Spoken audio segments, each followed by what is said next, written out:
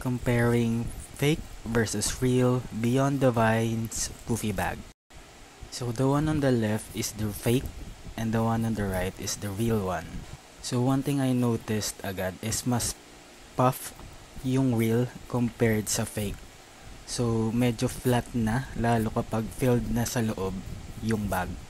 So here is the comparison of the sides. Makikita nyo talaga mas makapal yung real.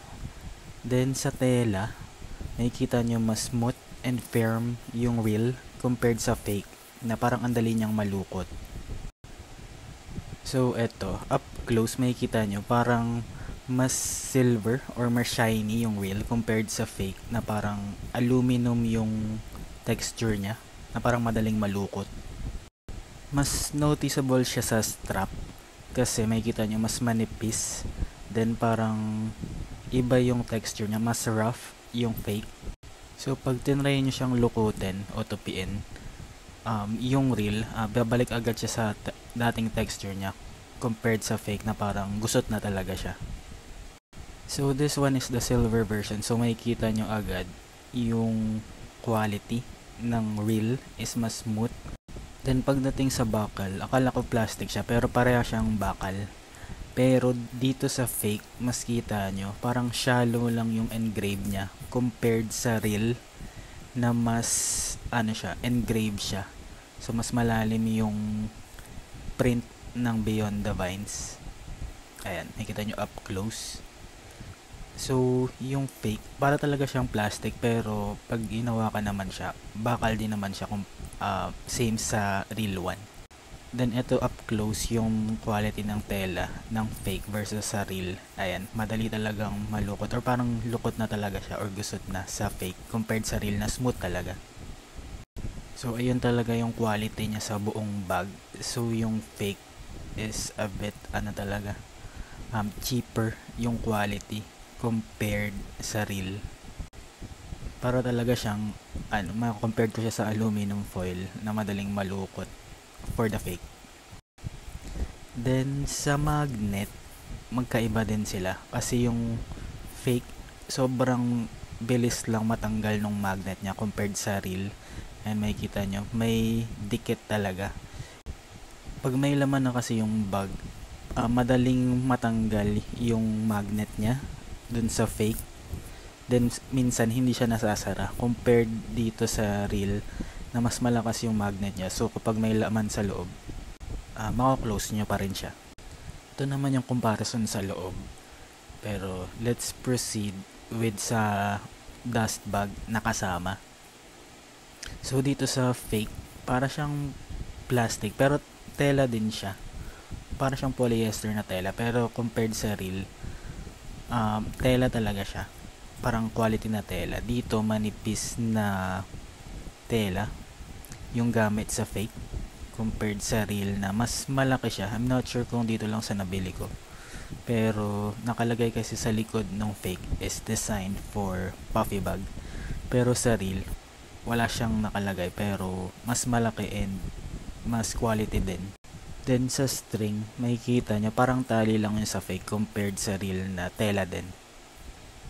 Then comparing dun sa pocket or wallet na kasama sa loob, so makikita nyo iba din yung quality nung fake.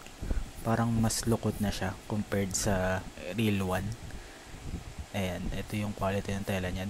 Nagkaiba din sila sa zipper. So parang may attachment yung real unlike sa fake na wala. Ayan. So hindi ko na rin tinry buksan yung sa fake kasi isusoli ko pa siya. Pero mukhang mas quality din talaga yung real.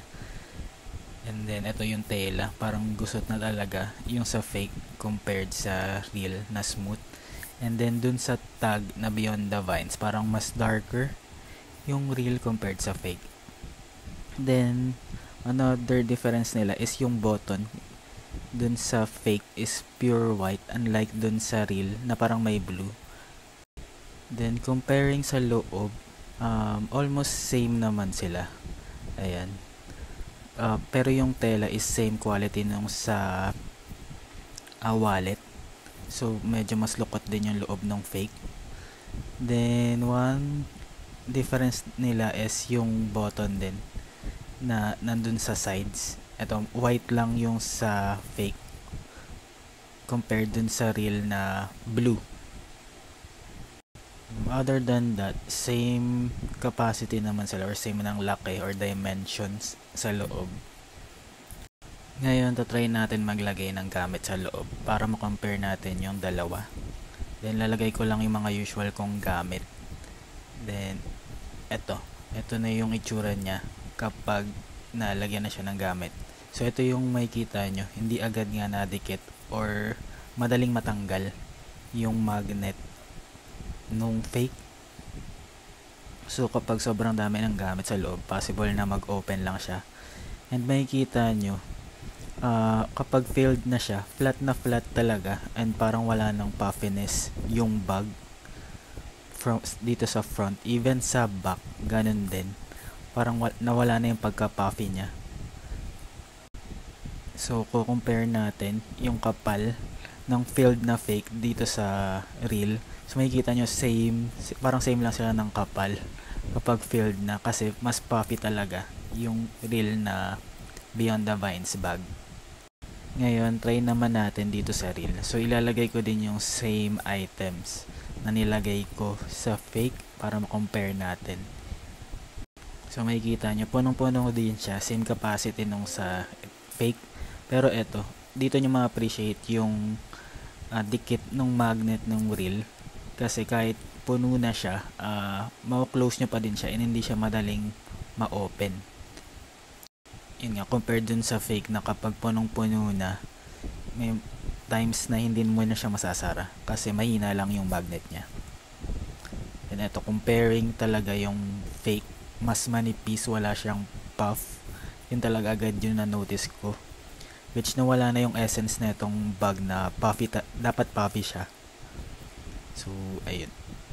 So, between the two bags, recommended talaga yung real kasi iba yung quality, mas premium and mas puff talaga. So, binili ko naman talaga tong bag because of its puffiness. Tapos dito sa fake na parang wala naman talagang puff, makikita nyo. Ibang-iba talaga yung quality ng fake. Sa tela, sa smoothness, dito talaga tayo sa real.